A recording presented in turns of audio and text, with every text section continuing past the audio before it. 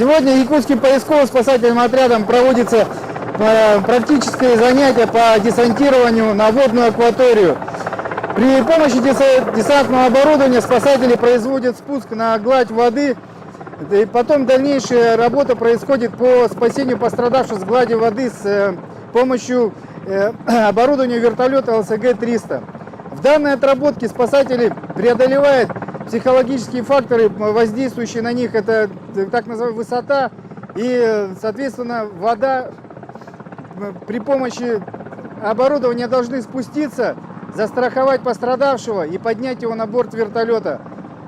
В данной ситуации психологическое преодоление барьера зависит от их профессиональной подготовки.